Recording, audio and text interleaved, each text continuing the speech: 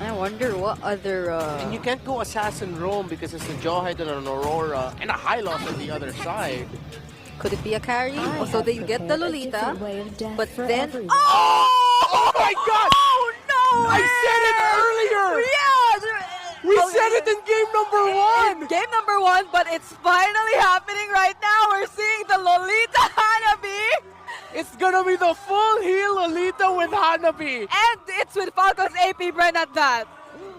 Hey, if we're gonna have a prediction scoring system, y'all gotta have to give me one. Game number 1, we mentioned that we're a step closer to seeing a Hanabi in MPL because we saw the full heal Lolita and we get it. Yeah, it was just a Harris earlier, but now... Okay, let's go. Let's get the Hanabi What's and get the things jungle? done. So, yeah, what's the jungle here for RSG now that they've seen this type of composition? Yeah, they're thinking. You wouldn't want to go High or Martis? so heavy on the front. Oh, okay. Yeah, makes sense. Hanabi doesn't have dash. Okay. All right. I That's think safe. it'll be good before we go explain why we're freaking out about the Hanabi.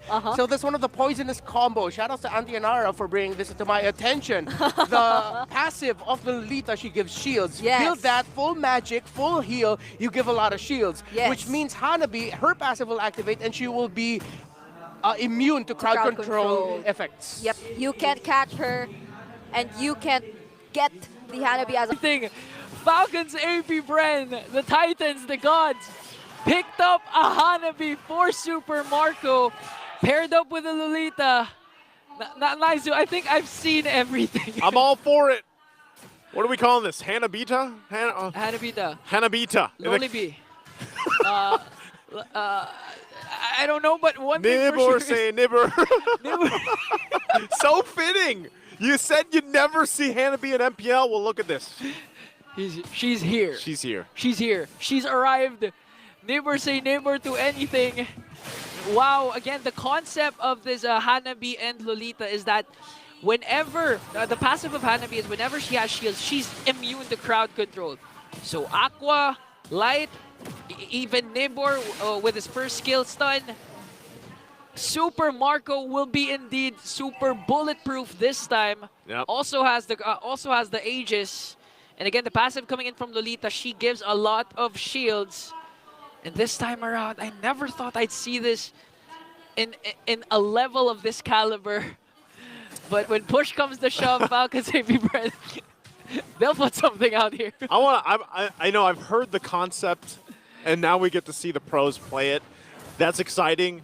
I'm just wondering, you know, leave it to a team like FCAP to do it, by the way. Again, this was a team before that, you know, did some pretty crazy things even seasons past, and, you know, even getting a glimpse at Flap TZ on the Phobius, you know, when we saw that in the mid lane before from FCAP in previous seasons. So, again, we'll see exactly how this ends up working out. We already know how that works in synergy with the passives and everything else, but RSG, looking at their lineup, they have great coverage from the front line, from, you know, their damage profiles even. So maybe they're able to kind of overlap that. You know, how did Renoir put it? It's one of the poisonous ones. It's basically, it's toxic. People don't like to play against it if it's used. But now with a fight for the turtle, gonna break down. 2 glorious pathways being dropped down. Noodle Blast gonna find multiple members. Few gets the turtle. Tempest Blades also being followed up.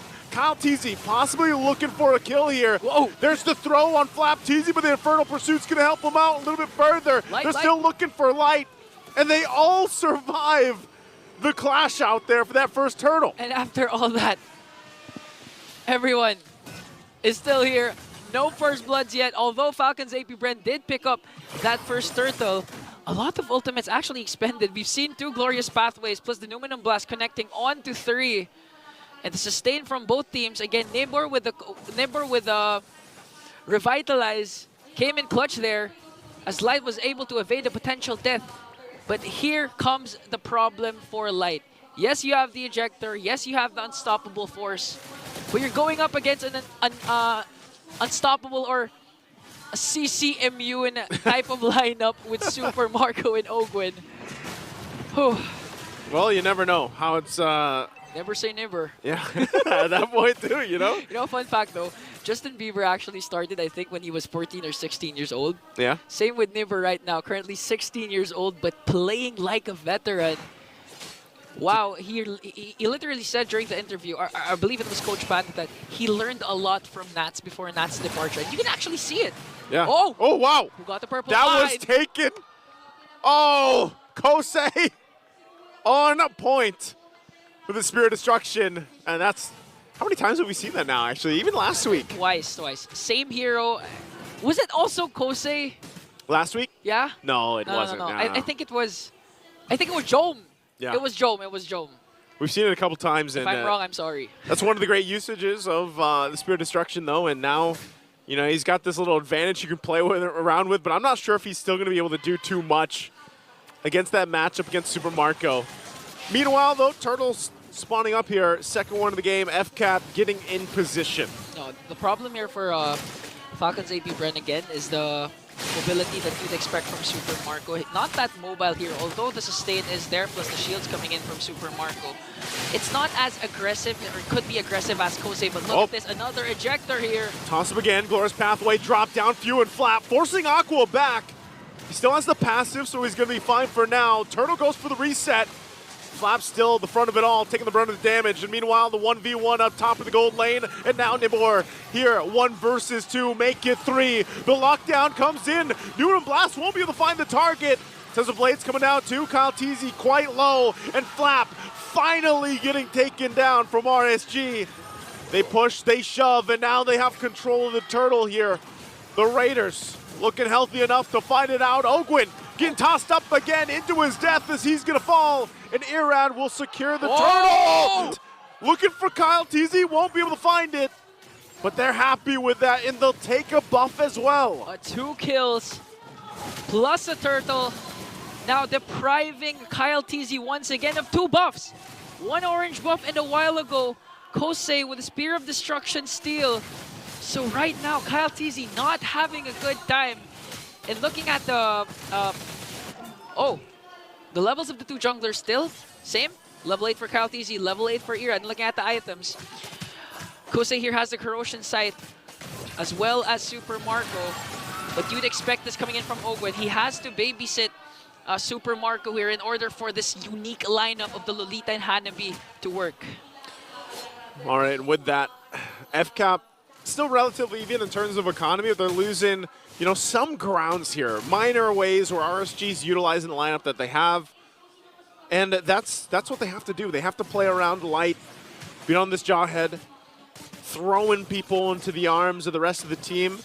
Super Marco just picking up that golden staff. I'm wondering, because we haven't seen too much of Hanabi, like, at all competitively, aside from these niche situations, like, where is that power spike going to pop up for the Hanabi against a lineup like this? You can see the freeze coming down already. Whoa. 2 Glorious Pathways being dropped down, and Flap jumps to the backside as Few was taken out. Now Nibor still pushing the pressure on Super Marco, going to get the lockdown again. Vengeance is popped as well. Numen Blast won't find the target, and still Flap goes down. Kyle will be able to pick up Aqua, though.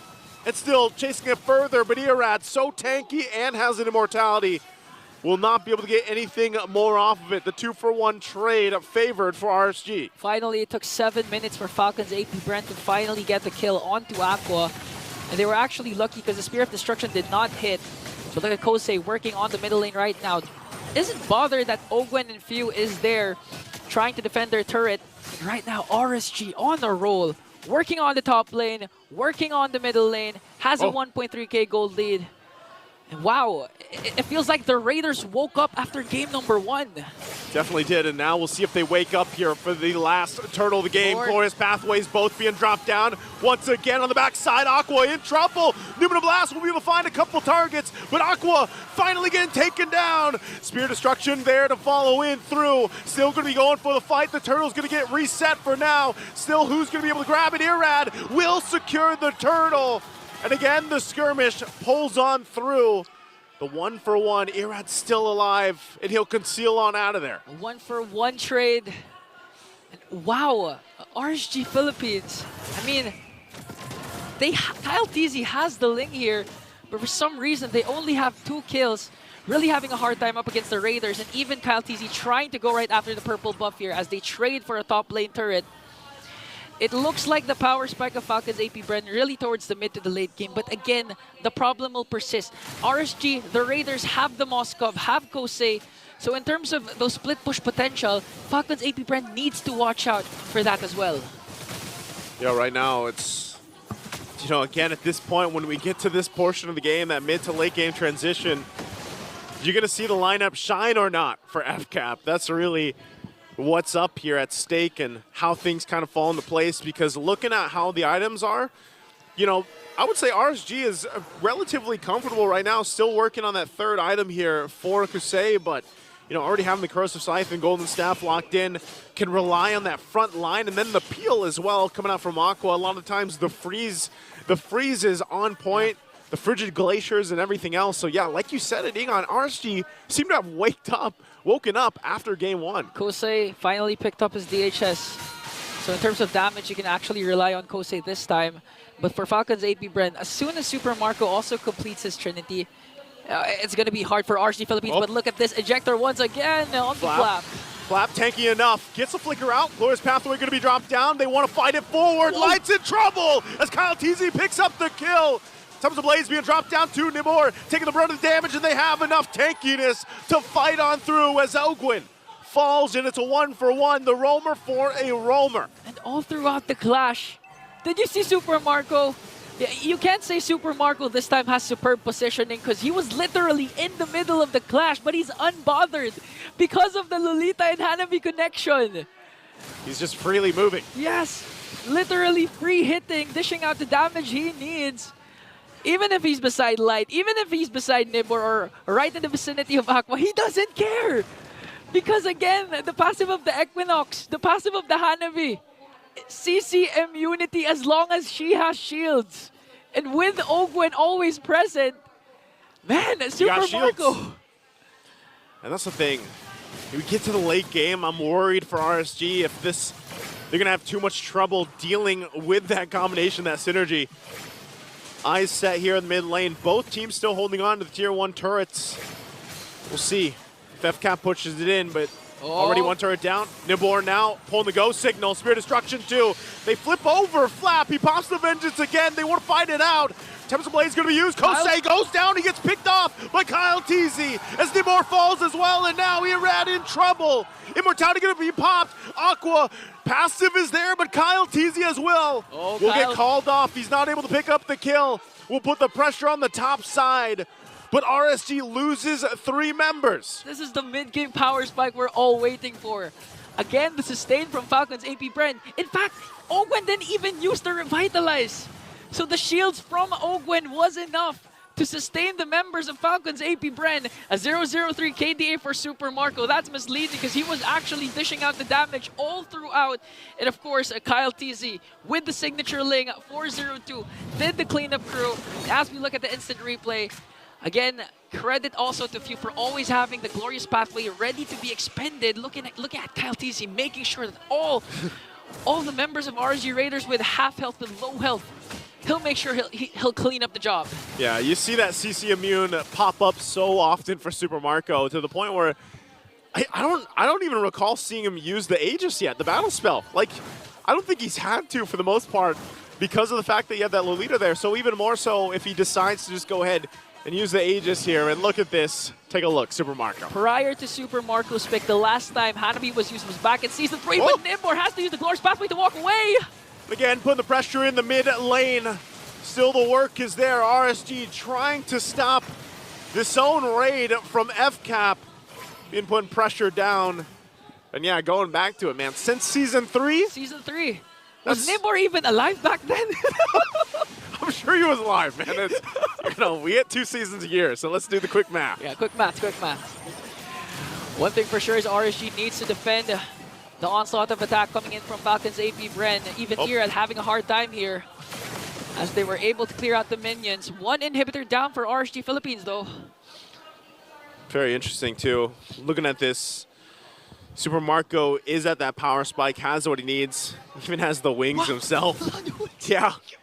Some extra shield. For the You want more shield? I'll take more shield. You have more shields than how many bullets RSG can throw at you, but Irad now. Oh no, Irad gonna be in trouble. Last Insanity already expended. They're gonna fight in the Numen Blast, and there it is. Super Marco again, moving and grooving freely. As 2 down for RSG. No Lord for the taking, but the pressure is on as FCAP has hit that power spike. Okay, so we just got word that the last player to use Hanabi was Coco during versus Archangels in the grand finals of Season 3. Wow. That makes me feel old. Yeah. That's a while. Me also. That's a sad throwback for us oldies. But one thing for sure is Falcons AP Bren has a 5.9k gold lead as they take down once again an inhibitor onto the top lane. Super Marco picks up the Malefic Roar. 203 KDA from the bulletproof man himself.